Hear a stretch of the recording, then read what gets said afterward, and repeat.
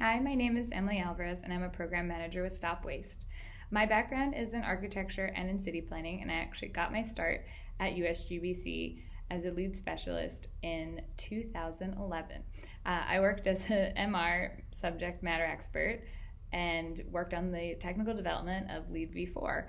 And that was what inspired me to go into city planning because I loved the work I did at USGBC but wanted to understand how to do policy at the city scale. So the credits we developed in 4.1 for materials were great.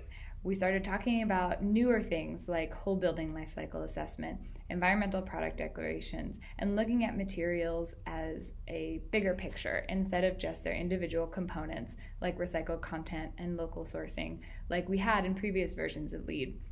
So basically, one of our sessions, which is on climate action planning at the community level, is taking that even further. So saying, what if you could do a whole life cycle assessment for a city?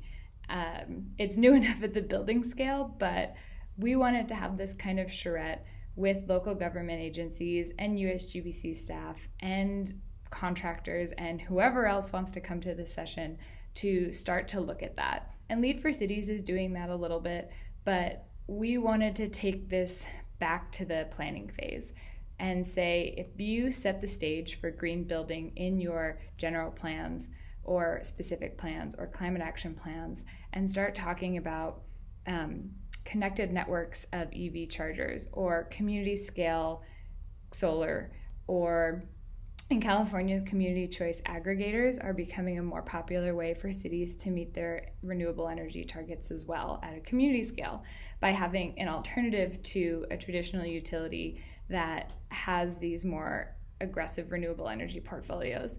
Similarly, with infrastructure, we talk about embodied carbon in buildings nowadays, but what about if you looked at also your sidewalks and your streets, especially because things like public transportation and new bike lanes are ways that we're rebuilding our current streets with new communities. Let's do that from the start.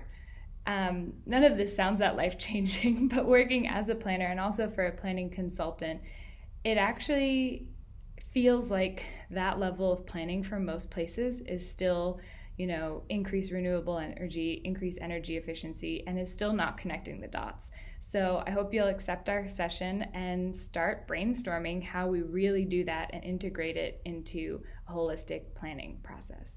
Thank you.